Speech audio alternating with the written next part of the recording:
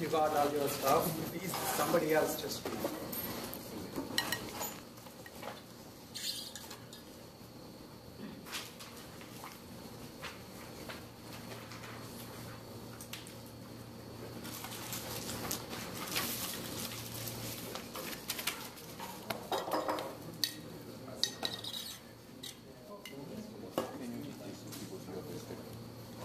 Okay. So happy Halloween. We can all go to trick or treating to the other classes, and that's fine with me. So Monday would be the test, and then today I'm going to be doing the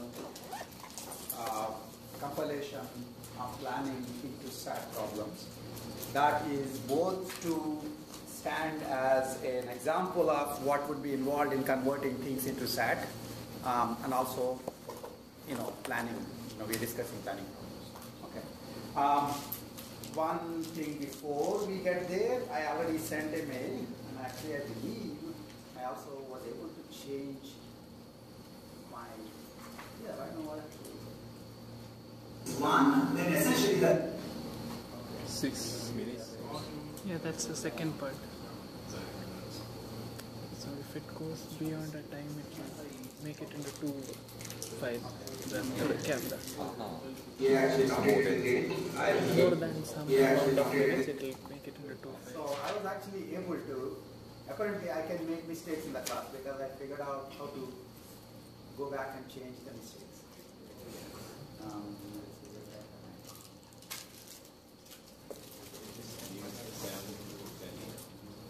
Yeah.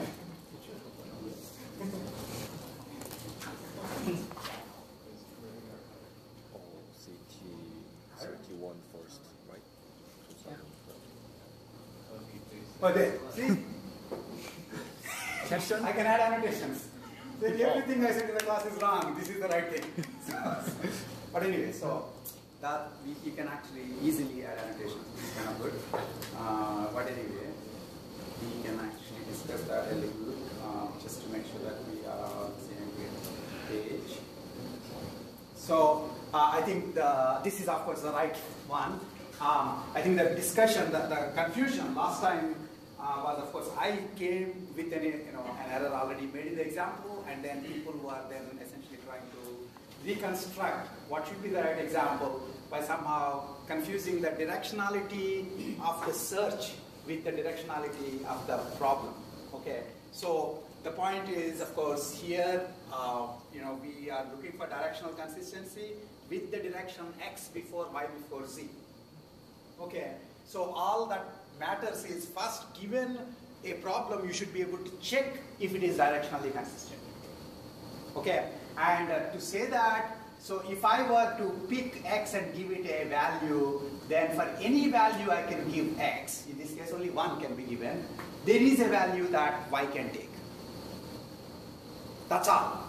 Okay, so then x is satisfied as far as directional consistency is concerned. Now you come to y, for any value y can take, there should be a value that z can take.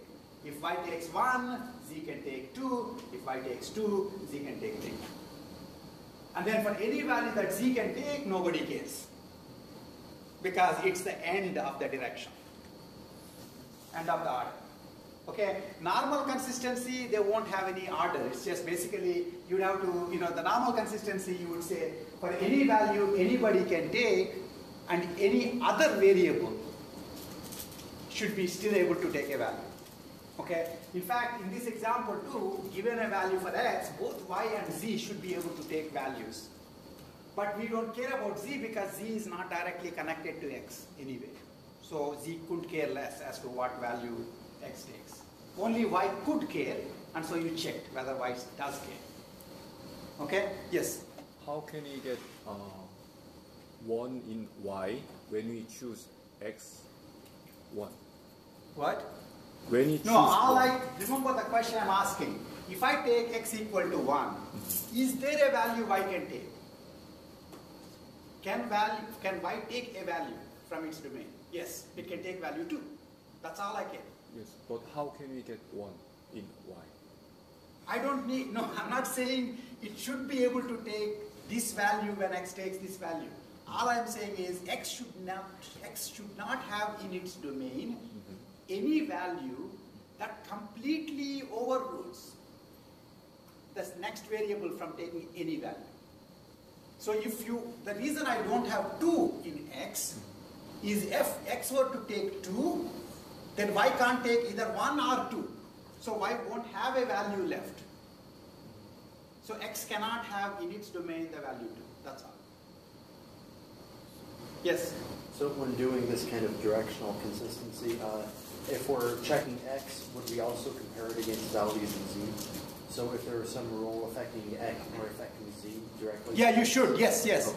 So it's with respect to, so basically you take the current partial assignment and make sure that every future variable given because you're talking about a total order. So let's say x1 to x100. Okay, my current partial assignment is, let's say, x30 and x40.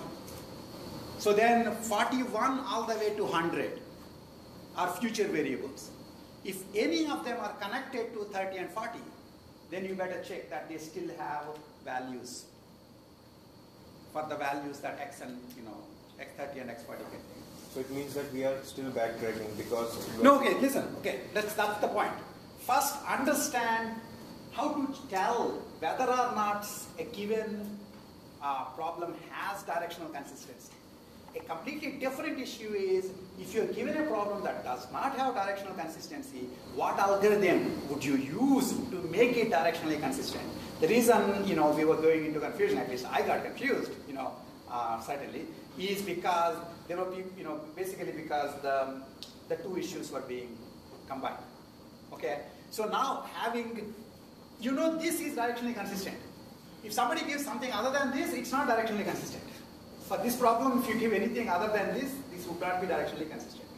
Now, suppose I were to give this problem, this as my CSP, clearly it's not directionally consistent. Now, will it become, how do you make it directionally consistent? That's an algorithm issue. There are lots and lots of algorithms one can write. Okay, one reasonable one is to basically start at the edge of the ordering, the last variable, because the last variable cannot possibly be affecting anybody else. Okay, and so start with z. Okay, so we are talking about this. How did I go from here to here? Okay, start with z, and z can be, and then basically say, now the only variable in the past that z can be affected by is y. Right? So then I look at y and see, is there any value in y's domain that should be removed, because otherwise z cannot have a value. Then I realize, well, if I keep 3 here, z won't be able to take any value. Right? Okay? So I'll remove 3. Okay? That's all. So now, basically, at that point, I can't do anything further between z and y. So now I go to y. By now, already y has a reduced domain. It has domain 1, 2. Okay? Then I see from y who is my past variables. In this case, there's only one past variable, x. And I ask, okay, if y has only 1 and 2, what values can x still have such that y can take a value? It turns out y basically, x cannot have value 3 because there's nothing in domain of y which is less than 3. It also cannot take value 2 because there's nothing in the domain of y that is less than 2. So you remove 2 and 3 from x. Yes, sir? You said that that's the only directionally consistent formulation.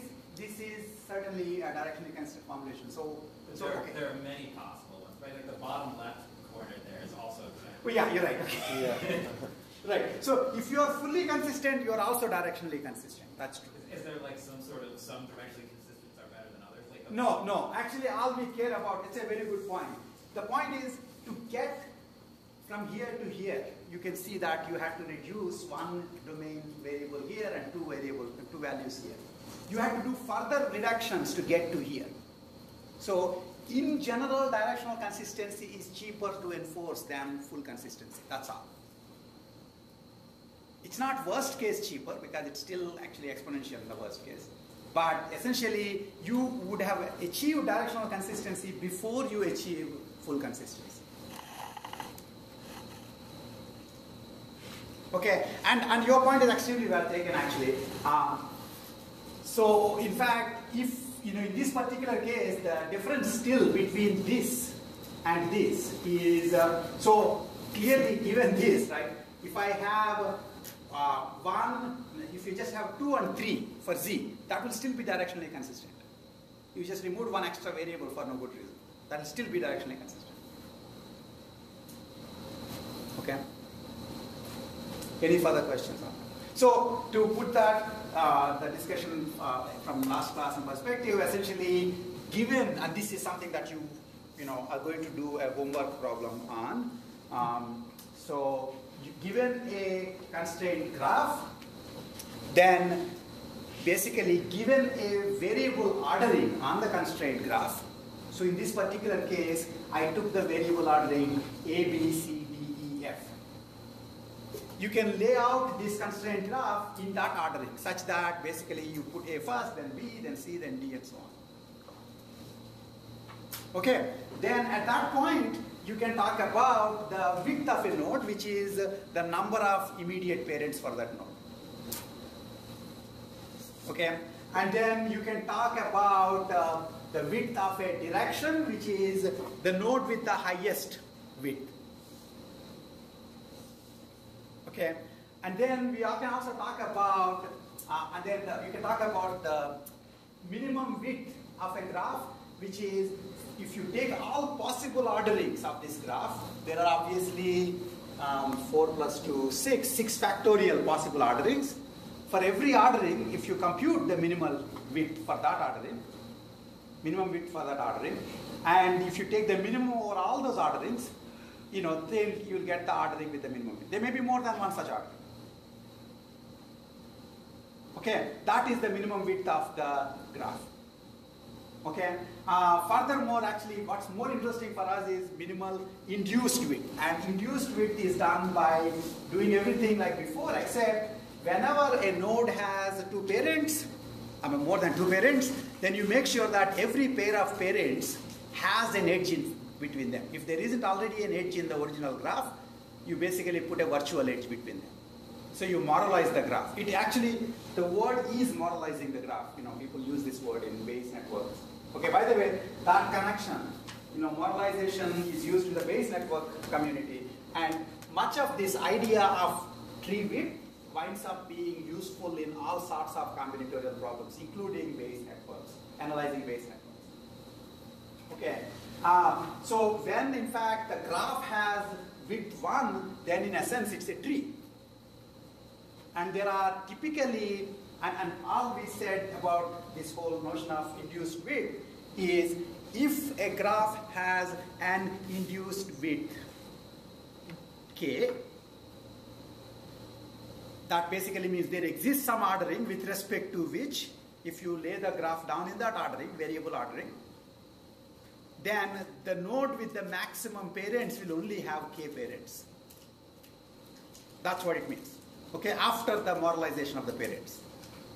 If you have such k, then if with respect to that ordering, with respect to that variable ordering, you enforce k plus 1 directional consistency. If you enforce k plus 1 directional consistency, then you can solve this graph without backtrack after that. Do you see what I'm saying? That's what is the use of the induced width idea. Okay? And then, so of course, if it's a tree, then of course you basically know that you can just with R consistency, you can solve the graph. Now notice that induced width is connected to variable ordering. Right? Because even if the underlying graph has the induced width 2, there may still be orderings where the best induced width in that ordering is 5. Did you get this? Okay, the reason it is 2 is because there does exist a variable ordering with respect to which the induced width, the lowest induced width is achieved. That is 2. That's the lowest you can get. This actually brings up the notion of variable ordering, the importance of variable ordering.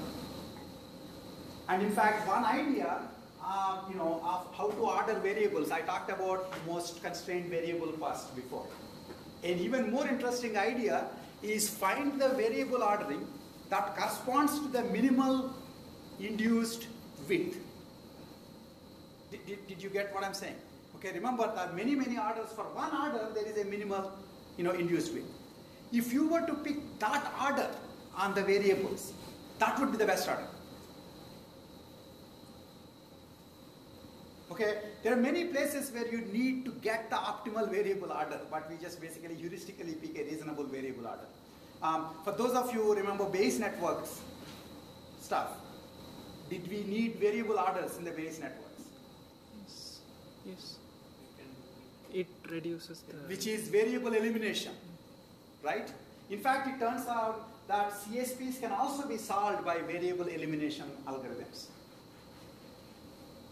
Okay? And the variable elimination algorithms, essentially one of the interesting, this is for the people who remember Bayes networks. If you remember, the way the variable elimination algorithm would work is it just keeps increasing, it keeps remembering intermediate factors until it finally answers the query. You start with factors that are small, that are just the CPGs. And then in the middle, you might wind up remembering factor that's almost the size of the joint distribution. If you pick a wrong variable order, you will wind up having to remember a factor of size of joint distribution. If you pick the right one, you can get by with the smaller size. And there was always this question as to what is the optimal variable order there too. And the answer is find the minimal width and find the order with respect to that. That will be the optimal order. And then the fly in the ointment is finding the minimal width ordering is NP complete. Right? Finding the minimal width ordering is NP complete. So this is actually not a particularly smart heuristic, because you would upfront spend an exponential amount of time to find the best order, and if in fact the difference between the best order and the second best order is not particularly high, then you wasted so much time upfront and to improve the runtime eligibility. This is true for all the CSPs. And in the textbook chapter that I gave you from Decters, this is from a chapter that I sent you, right? That I asked you to read for last class. And this is a chapter from Lena Decter's textbook. She's, wrote a textbook on constraint satisfaction. And if you read the rest of that chapter, she actually talks about min-width ordering for variables. And if you use that ordering, first of all, you can compute that ordering by essentially computing the minimal width. But she also gives some greedy algorithms for finding a reasonable bound on the min width. And remember that a bound will always be an upper bound, because it will just look at some number of orderings and will miss other orderings. Yes. Okay, so this is something that actually you will wind up seeing in all sorts of places where graphs are being used as the underlying representation. So they are used in constraints because a constraint graph is a graph. They're used in Bayes networks because Bayes network is a graph. They're used in Markov networks, which is another kind of graphical model, again because graphs are used. And width winds up being a great combinatorial factor. That, the complexity is often exponential in width. Okay. Okay. So that's the thing, and so in fact the fact that a problem is polynomial doesn't mean that you will solve the problem in polynomial time. Please understand that, right? And this is like first idea of computer science. Okay, you can, I think I have this dream, I have this nightmare that every day as we sleep, there are people in Intel and Motorola and Amazon and Microsoft who are inventing exponential time algorithms for topological sort and writing it. And it runs, on 15 or 20 size graph, and then they'll give it to the boss, and the thing works, and the boss is happy. Okay, just because there is a polynomial algorithm doesn't mean you know what that one is.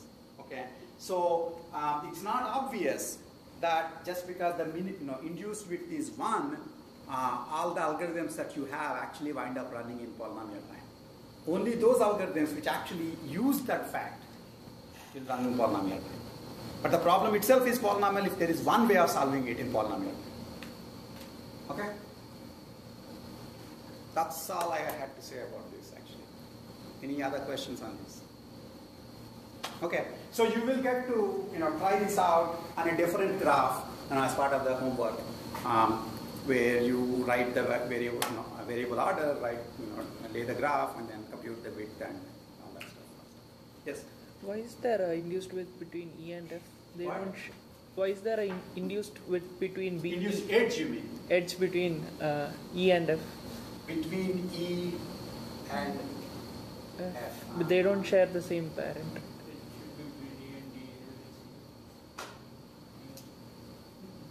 Huh.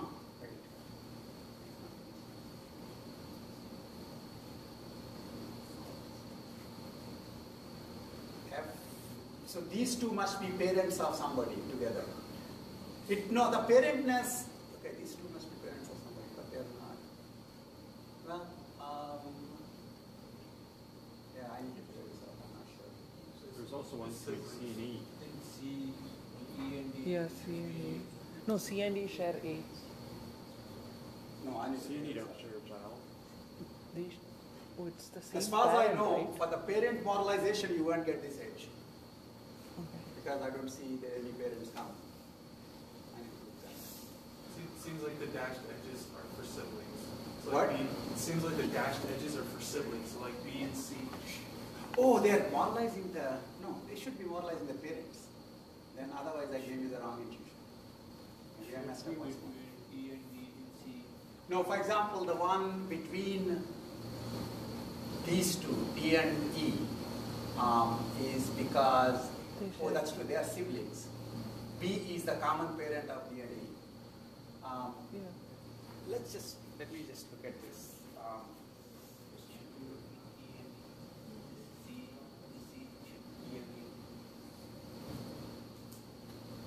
My understanding is that it should be between the parents. I'm not quite sure why it is there.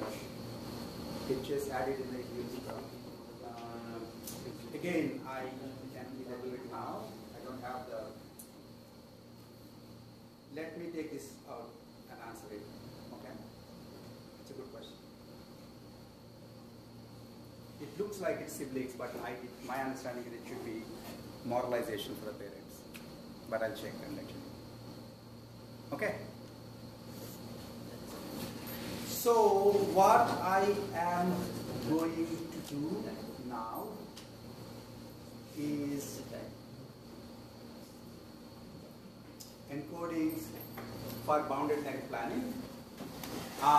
So first of all, we're going to set encodings for planning, and planning is this little problem that we talked in the background.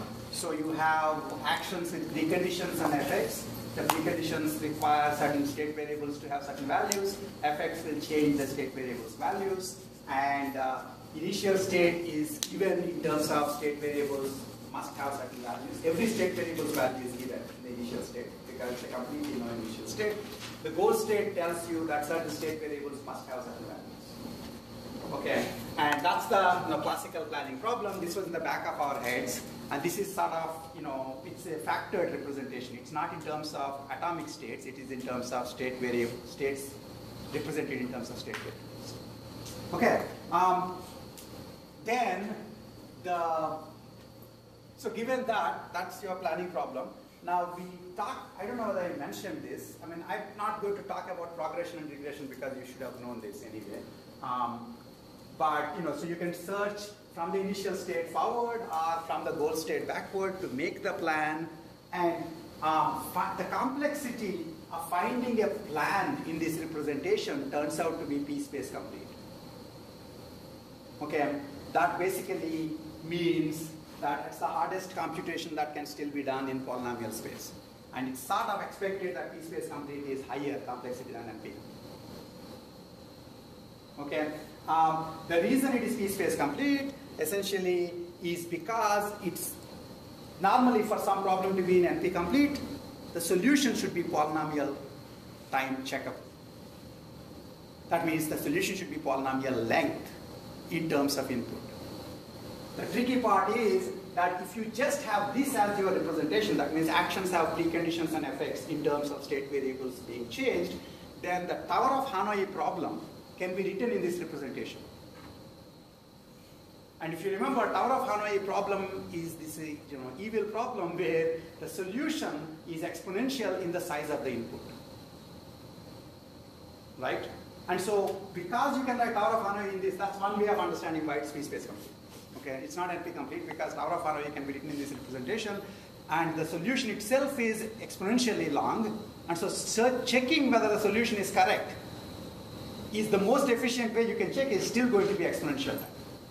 So it's not NP complete. Okay, so planning is p-space complete in general. Okay. Now I am going to talk about writing. So we always try to find a solution for a planning problem, which is a sequence of actions such that if you do them from the initial state, you get to a state where goals are satisfied. That means state variables have the values that you want them to have. Okay. So now the first question that you have to ask yourself is, if I'm about to say that you can convert that into SAT representation, SAT or CSP, from now onwards I will be talking mostly about SAT. But by the end, I'll also show you that people have tried converting planning into SAT or CSP or IP. In fact, of those, in fact, my group has done all three. And then it turns out there are some interesting trade-offs as to which would be a good combinatorial substrate. And those trade-offs are connected to what I mentioned in the very first class on CSP. The CSP people have nice theory, but they sit back and relax, don't develop algorithms for solving CSPs too often. SAT guys are eager beavers. They're coming up with better algorithms every year, better search algorithms every year. And then IP folks have just outsourced it to iLog, which is in France.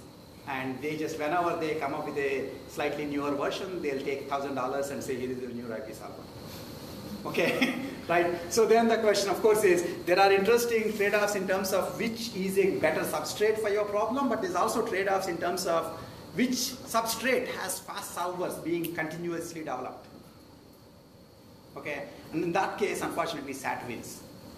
Which is kind of unfortunate for me because for a while we bet on CSP, and I'll show it to you. We have this paper which actually converted planning into CSP, did very well that year because it turns out, as I mentioned when I was talking about SAT versus CSP, CSP constraints can be written as pieces of code. They don't have to write the constraints directly. Okay, SAT on the other hand has to write all the constraints declaratively. And so, back in 2000 time frame when main memory was still a big problem. Okay, 1998 time frame, for example. Around 1998, when people actually found that you can convert planning into SAT, and they were solving these problems very fast on their own machines, and then they came to the first planning competition, and everybody was given the same machine with the same configuration of, I believe, 32 megabytes memory, right? And these guys who developed this were sitting in AT&T, and they had 8 gig RAM machines. Now, 8 gig RAM, I think my son is getting a new cell phone which will have 2 gig RAM next week. Okay, so it's no big deal for you guys. But 8 gig RAM in 2000 meant that I need to fire 2-3 students and use their salaries. Just so we just have to, students or machine, you decide. Okay, and if you have a machine, if you have no students, who's going to run them? Right, so anyway, however, if you're sitting in AT&T Bell Labs, this was, still it was running quite well at the time. Couch and Selman were sitting in AT&T Bell Labs. The only machines they had were the 8 gig RAM machines. Things were running fine. And they came to the competition and they switched on the machine and said start, and then it will convert the planning problem into SAT problem and segmentation fault because essentially the size of the SAT encoding was too large. And so but they were dying very fast. It's like because they didn't actually have to start the search for the solution, right? Because as soon as you make the encoding, you die. Right? And it was a very interesting, sociological experiment. But anyway, the point was that memory did matter. And so, we had a student, Mindo, who essentially then converted did the planning conversion into CSP, and then he could significantly reduce the memory consumption.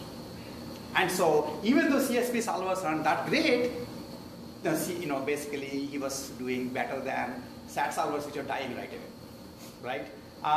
And then it turns out that that was good, except after that, SAT people kept on improving their algorithms, and we bet on the wrong horse, who then just sort of took it easy, didn't develop too many algorithms. Of course, we didn't bet on IP guys, which would have been even worse. And then furthermore, the memory became more and more easily available. You see what I'm saying? Sometimes you can just wait to see if, practically the horizon can just shift far enough that, you can solve the problems of interest. Okay? Anyway, so now all of that is about converting. So the reason I said all this thing is that even though I'll be talking about converting planning into SAT, these ideas work for planning into CSP as well as planning into IP. I'll mention some points about CSPA and IP later on, but mostly we'll talk about converting into SAT. Now, SAT encodings are what? Solving a SAT encoding basically means finding a model for the set of constraints in the SAT. That's only NP complete. Okay, so upfront you can ask yourself, so I also said that I'll convert planning into SAT, so either I am spending exponential time converting the input of planning into an exponentially sized SAT problem so that it can then be solved in exponential time and you will still be fine.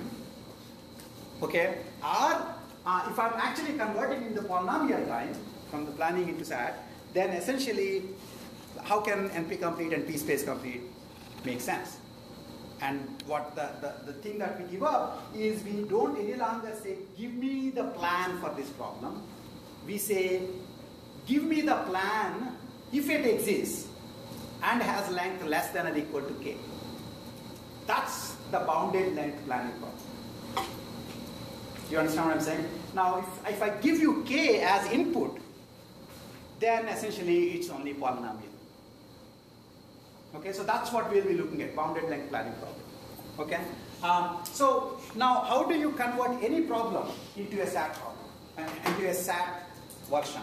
The way to do it is, first, before you solve a problem, ask yourself the following question. If the solution came and beat you, would you recognize it? If not, you shouldn't be solving that problem. If you don't know what the solution looks like, what are you wasting time? Do you understand what I'm saying? It's like a very simple point. Okay, so what makes a plan a solution? Understand that. Give a proof of solutionness of a plan. And once you have a proof of solutionness, then you just encode that as a set of constraints. Okay, what that means then is for every way of proving that a plan is a plan, there should be a way of modeling it into a SAT problem that only writes the constraints corresponding to that proof and not other proofs. Do you get this one? Okay. In fact, this is a useful thing to think of. In general, as I may have mentioned, modeling does not, get talked about that much in AI, but it gets talked about a lot in OR community. Because they're interested in taking anybody's problem and writing it into an IP encoding, at one level. And now there are many different ways you can write in IP encodings. The way you become famous is you write an encoding that is more compact than somebody else's encoding. And the different encodings correspond to different lines of proof of saying this is how the solution is a solution. Okay, that's the intuition behind how you get SAT encodings. So you know at least two ways of showing that if I give you a plan, you can talk about two lines of proof showing it's a solution. One is the forward proof. So for example, here, I know this is some kind of a one-way rocket domain where you put A and B in a rocket, and then it's one-way rocket, it just goes all the way to moon, and then you need to drop both A and B on moon. Okay, and it turns out that, so basically in this particular problem, all I cared about in the goal state is that both A and B are in the rocket. Okay, and in the beginning, A is on Earth, rocket is on Earth, B is on Earth. And this particular action, load A, essentially says A becomes inside the rocket, goes inside the rocket. And then load B gives A is inside, and B is also inside the rocket. And since now you have in A and in B, you're done. Okay, this you can do this in the forward direction. This is one proof. So basically you are considering, you're tracking the state variables from state to state in the forward direction, and when you reach the final state, if all the codes are present in there, you're done. That's the proof. The other proof is go backward. You start from what you want, only start from in A and in B, regress in A and in B over load B, to see what must be true before load B, such that in A and in B will be true after. Now notice that after load B, you no longer need in B to be true, because load B will give it. But in A should still be true, because load B is not giving that. And then because you're doing load B, its preconditions must be true before it. So when I regress this action, with this state over this action, I get this state. So actually this is not a complete state, it's a partial state. It tells you certain variables must have the following values. Yes? Where does the IRB come from? What? I. Oh, because we are essentially saying loading is loading it into the rocket. And I forgot to show you the domain model for this. Okay, this is the one-way rocket domain. You have load and fly. Okay, and the load action will be taking place. You can load a package into the rocket as long as both the package and the rocket are in the same place. There are only two places for us: Earth and Moon. You can load them at Earth or load them in Moon. Okay. In this particular case, since you're doing, load B will be true if in fact it's at BE and at RE. So both of them are at the. Okay, and then you regress over it, you'll get, at A and rocket and B are all on Earth, and then that is already true in the current initial state, so you stop. So this is proof in the backward direction, this is proof in the forward direction. For each of these, you can have a different encoding. Yes, sir. So, if you said we could load a package in the rocket as long as they're in the same place, how do we know that place is Earth when we're regressing? It's a good point. Actually, when you are doing true regression, you need to have disjunctions there. Okay. So, well, but remember that if this proof works, this is a proof. Right? If this proof works, this is a proof. But if you're doing search backward, then you should consider the disjunction. Okay? Proving essentially says, so this is what I'm saying. So if I give you a solution and I prove that it's correct, then it's correct. Okay? If I'm searching for it, then when you're doing, the regression can also be used to search for the solutions. There, the point you made will come into play. If in fact there is disjunctive, if the way I wrote it, load B, either I have to say load only works at Earth, in which case this is correct, or I can say that load can work either at Earth or on Moon, in which case I have to consider both the possibility that at BE at RE and the possibility that at BM and at RM. Okay? Anyway, so this is a proof. This is one way of proving, this is the other way of proving. So now I want to kind of get you a feel for how to write the constraints. The sad part of all these things is when you write the constraints, it looks really boring. Okay, because a large number of SAT constraints have to be written to capture all the problem constraints. What we'll try to do is to say that there will be like 50,000 constraints of this type and 85,000 constraints of this type. And then you write a program which writes those constraints for you. You don't write it by hand. The best way I can make you lose your mind is to ask you to write a SAT encoding for any reasonable sized problem, because that will be 15 pages long. And then you'll take some other course, okay? Which could have been done in the beginning, but not right now. It's not much of a point. Okay, so, but the point is you can write a program which spews these constraints out, and then remember I already said that SAT solvers can solve, SAT problems which will take 40,000 pages to write under minutes. Okay, so it doesn't matter. Your program then sends the SAT constraints to the solver. Okay, so what we have to understand is how do I write this program which writes these constraints? Okay, so here is my intuition. Here's the intuition. Again, as I said, I already sent you two references. There's a very small reference in the textbook about just one way of encoding. And then I also gave you the KR96 paper, which gives several different encodings. And the best way to understand that is each of the encoding corresponds to, each family of encodings corresponds to one way of proving the correctness of the plan. Okay, I showed you 2 proofs, and I'll give you 2 encodings with respect to that, and then I'll tell you third proof, which is with respect to what's called causal proof, and there is an encoding with respect to that too. Okay, and then you can ask yourself, if there are so many different ways of setting up proofs and encodings for them, which encoding wins? That's the nice question that, basically what encodings are better in terms of the solver's efficiency. That's a very deep question, and we'll answer some of it at least. Okay, so this is basically your idea of naive encoding that we will be doing. Okay, the encoding is, suppose I'm looking for a plan of size k. Plan of size k. Right? Now remember that if the plan is of size k, then first, and suppose the actions in this domain are a1 to an. Those are the only actions. Notice that if the plan is of size k, then it should be, one of these actions should be appearing here, one should be appearing here, one should be appearing here, one should be appearing here. That's all. Right? It's just which one do I pick here, here, here, here, here, such that that sequence will be a solution. So start by thinking that what I have is essentially a disjunctive step here. The first step is a1 or a2 or etc. up to an. Second one is a1 or etc. up to an. Third one a1 etc. an. And then you will basically say, if the step here is to be a3, it better be the case that in the initial state, A3's preconditions are satisfied. Do you see what I'm saying? And then if this step were to be A3, it will be the case, whether you like it or not, that in the next state, A3's effects will be satisfied. Because you won't, do an action and say, please don't have your effect. You don't shoot the gun and say, please don't go off.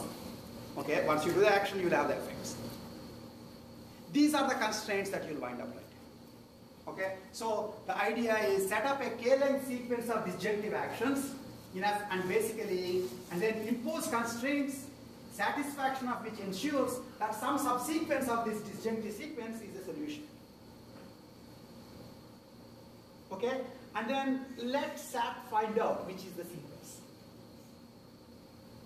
Let SAT solver find out which is the sequence. So you set up the constraints, and then SAT solver finds out what the sequence is. Okay, for those of you who know Prolog programming, how many of you know Prolog programming? Okay, basically Prolog programs do the same thing. They just set up the constraints and let the program find out an entity that satisfies all the constraints. Except Prolog is higher than SAT. It is logical constraints, and SAT is propositional constraints. Okay, and Prolog you still write program by hand. SAT programs are like writing assembly programs. Nobody writes assembly programs by hand unless they're forced to take Intro to Computer Science, for some reason.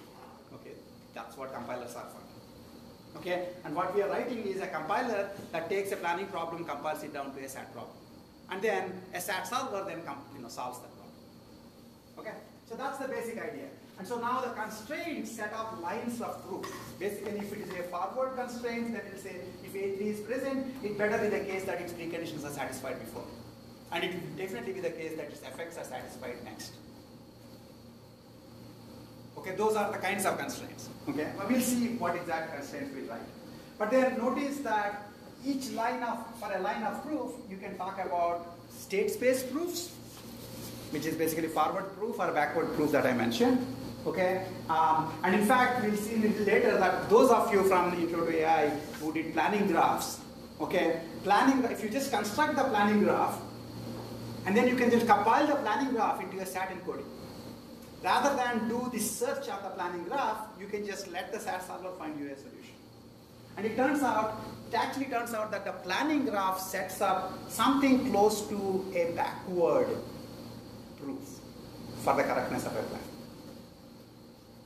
Okay? But that's only for people who know planning. And then, so you can have 2 state space proofs or a causal proof, each of which will give a different set of constraints, and then, you can pick any set of constraints and then solve them. Okay? And then, as I said, convert the constraints into your favorite combinatorial substrate. If you don't like SAT, write as CSP constraint solver or IP constraint solver. It's possible. And all of them have been done. There are papers on converting it into CSP or IP or SAT. And this is for planning. And in any combinatorial problem, you can do this again. Okay. So now, for a more imposing looking slide. And what this is essentially saying is, now of course these are the disjunctive actions, right? And it is useful for me to track the states in between. Because ultimately the proofs of correctness are in terms of the states. Either the progression states or the regression states. Okay, so these are basically, these look for people from planning graph, these look like proposition lists, but we'll just call them states. Okay, so these are telling you what must be, sorry, these are telling you what must be true in the initial state, what can be true in the initial state, what can be true in the final, in the second state, and so on. Okay, so now these are the sets of constraints I'll write. There is a common set of constraints that I have to write. Okay, these constraints are propositions corresponding to initial conditions and the goals are true at their respective level. So first of all, what are the variables for my SAT? Variables for my SAT corresponds to the proposition names, the state variable names indexed by the level. So if I have on AB, which is a state variable, then I will have on AB1, on AB2, on AB3, etc., on ABK. On ABK means A is on top of B in the kth level. On AB1 means A is on top of B on the first level. In fact, you can start with 0. Now, on AB0 would be the initial state. Okay, so the initial conditions will just be written essentially P10, P20. Those, let's say, those are the preconditions. Then you just say that is true. The way you tell a SAT solver that certain constraints must be true is to write them. That certain variables must be evaluated to true is to write them directly. So you have a constraint saying P10. It's a CNF constraint. And it can only be satisfied if P10 is true. If not, it won't be satisfied. Right? And similarly, P20, that's another constraint. Okay? And then goals must be satisfied in the end for your plan to be a plan. So I'll just go ahead and say P7K and P9K. To the extent in this case, I want P7 and P9 to be true in the goal level. Okay? So I'll just go ahead and say P7K and P9K must be true. Remember that any model you find must make sure that P1 and P2 are true in the initial level and P7 and P9 are true in the final level. Yes, sir? Do we have an action for each action, or for each action apply to each state? Or to each, like in the rocket, do we need an action for putting A into the rocket and an action for putting B into the rocket? Like, so do we need actions paired with what the action is acting on? No, actions are done in states, that's all. Okay. Okay? And so basically in a state where A and B are on Earth, if you put load B, then B goes in. If you wind up doing load A first, then A goes in. So the action is load A. Action load A gives, so the name of the action is load A and it has particular effects saying in A will be true. Okay. Each action has its own preconditions and effects. That's part of the domain theory. Okay? So these constraints are essentially encoding this domain theory into SAT constraints. Right? Okay, so that's one, and then at least one of the actions at each level will occur. Now notice the interesting thing about SAT models. If you, for example, here is an idea. What I can say is, suppose I were to do this, okay, and not write any more constraints. Will the problem be solved? Yes, of course. You'll just say, well, P1 is true, P2 is true at 0 and 0, and P7K is true, P9K is true in the kth level. Then you'll say, how did they become true? You say, I don't know. Just made them true. You wanted them to be true, I made them true. I just put them true. Okay, nobody actually did anything to make them true. Do you understand what I'm saying? A model solver would just say you're done. If you don't give it any constraints, it'll say I'm done. So it's important for you to set the constraints such that, so this is actually one of the very important points. When you compile a combinatorial problem into a SAT or an IP, what you are supposed to do is to prove that whenever there is a solution for the original problem, there is a solution for the encoding. And vice versa, that whenever there is a solution for the encoding, there is a solution for the original problem. And this one is completeness, this one is soundness. In the sense, if the encoding says there is a solution, and it doesn't correspond to any real solution, then that means the compilation is unsound. It's not solving the problem you wanted to solve. It's just getting done very fast, but it's not solving the problem you want it to solve. You see what I'm saying? So actually there should be a proof. Most of these papers, unfortunately, just set up the constraints and say, don't you agree that these constraints are enough? And we all say sort of yes. Until we find a counterexample. And they say, oh, okay, we'll take care of that counterexample. And don't you agree now that the problem is solved? Okay, that's more or less what happens in most times when people do these compilations. So there is, but the expected idea that in theory you're supposed to actually prove the correctness of the encoding itself. Okay, fine. So it's not enough to just write this. You must write enough constraints to say that whatever model the SAT finds corresponds to a valid solution. Okay, and to do that, here are the rest of the constraints. One is, you better have at least one action occur at every level. If no actions are occurring at any level, right, then I don't know, I'm just totally thinking about this one Seinfeld episode where these guys are asked to sell computers. And then they get on the phone and are selling computers, and there's a competition between these two guys, and one guy is winning. And in the end of the show, and every time he sells a computer, quote unquote, he just, rings a bell. And so there are like a lot more bells from this guy than this other guy. And at the end of the show, you will find that his phone is not even connected to the wall. He was just making fake calls and just ringing the bell. So he's basically, you did not put enough constraints on this guy. You still win the prize, but you didn't sell any computers, right? So you have to say that you get the prize only if you actually sell the computers. You have a credit card number and the transaction went through. If you didn't do it, people will find a way of, getting the prize. That's what SAT solver will do too. So you make its life hard by putting all the constraints that must be satisfied. Okay. So one of those constraints is, an action should be taking place at each level. Okay. Another constraint is actions imply their preconditions and effects. That's what I mentioned earlier. That means if an action were to take place here, A31 takes place here, then all the preconditions of A31 will be true, must be true in 0th level. And all the effects of A31 must be true in the next level. Right? This much is for sure. Then the only question is the following. Suppose I have two actions that are taking place in the first level. One action says, if I am done, P must be true in the next level. Another action says, if I am done, not P must be true in the next level.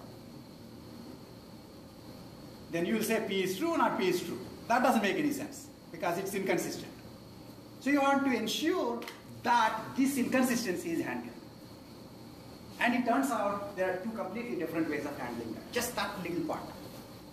Up until that, this is common constraints. Okay?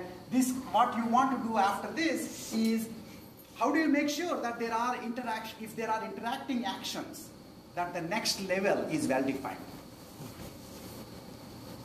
There are two ways.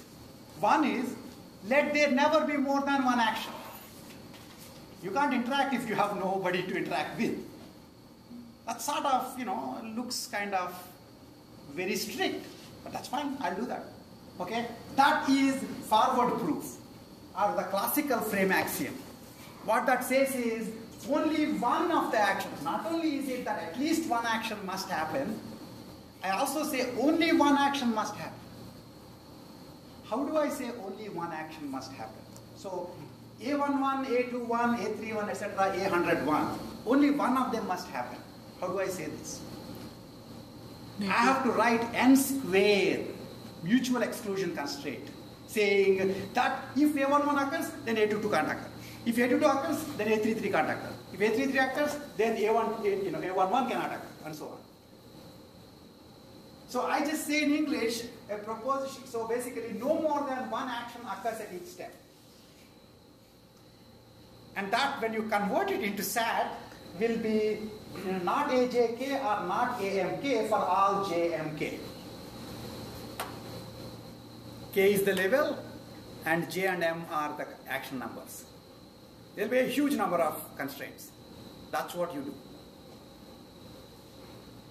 Now I know that at least one guy here can see that if I were to write it as an IP, I'll be a single constraint. It is true. That's an actual advantage of IP there.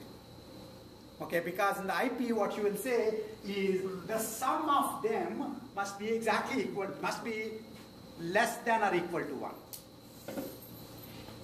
Because if more than one of them, and they're all integer variables, they're 0, 1 integer variables, and if you say sum is less than or equal to 1, and the other one says sum is greater than or equal to 1, then you're done. That IP takes care of that. CSP, on the other hand, has to, SAT and CSP have to write it as a huge number of mutex constraints. That's what you, so this is the constraint, this is the connection, this is the conversion into the SAT version. If you're writing IP, you write your IP version here, and you'll be fine. That's the point of understanding this at the levels of lines of proof, so that you can write it as your particular happy substrate.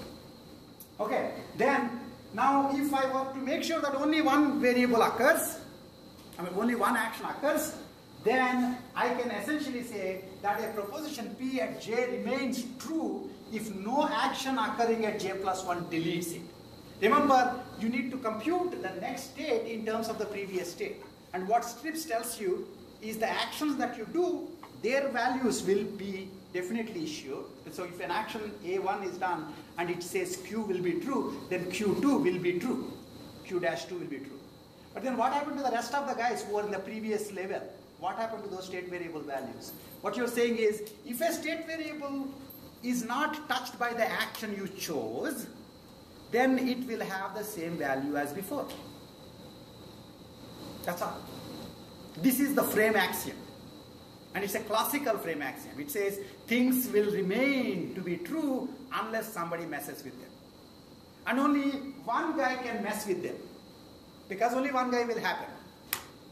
Now think of what will happen with this particular constraint if you can allow sets of things to happen.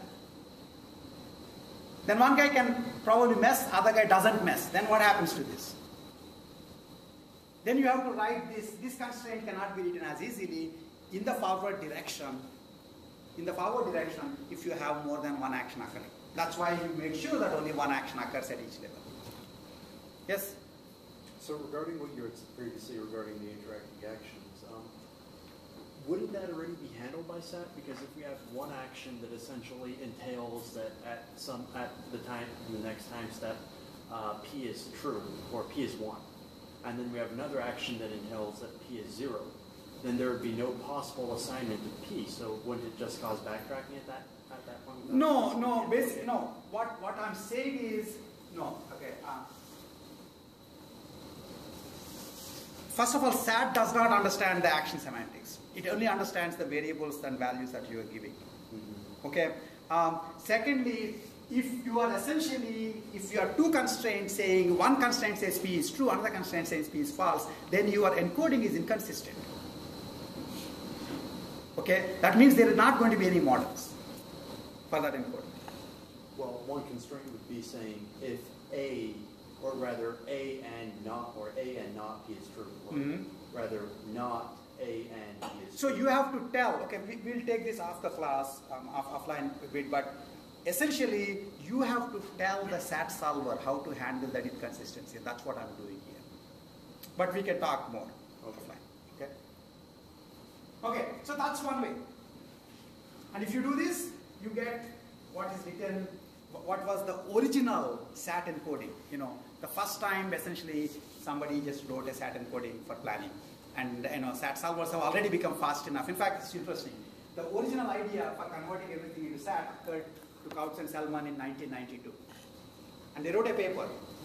But then there was no SAT solver worth its salt that can actually solve any reasonable sized problem. So they wrote a paper and everybody forgot about it, including them. And then around 96, around 95, 96, they essentially dusted that paper, put it in a different format, because the paper itself remained exactly the same. What changed is the solvers have become faster. So there is, every paper should have, okay, if you convert this into somebody else's problem and that somebody else is a lazy bum, then you haven't done anything. But if that somebody else can solve your problem, then you have done something. So by 95, SAS servers started becoming faster, and so they just took the 92 paper, rewrote in for AAAI, and basically solved it on the SAT solvers, and showed that the direct planners are not actually as fast as converting it into SAT and solving using SAT solvers, which is really, really embarrassing to people doing direct planning. Right? I mean, you guys must not know what the heck you're doing, right? And that somebody else can convert your problem into somebody else's problem, and they do solve it faster. And all conversions normally, kind of have size increase, and still it was able to solve. Okay, not surprisingly, that paper got the AAAI Best Paper Award that year. Okay, and then of course, planning people woke up and said, no, that's not true. In fact, we need to talk about planning graph heuristics, which we talked about in 471. And if you do take heuristics into account, direct planners will be faster than SAT planners. This is actually true. It cannot be possible. Just as I said, a min-width approximation will always be an upper bound on the true min-width. Okay. Similarly, no compilation approach can be faster than the direct approach. In which case, if it is, then I'll say direct approach is the compilation approach, and I'll still win. Okay. So it turns out actually there are direct approaches that are faster. The problem is then you have to write a new direct approach for every problem. Okay, that's the bigger trade-off.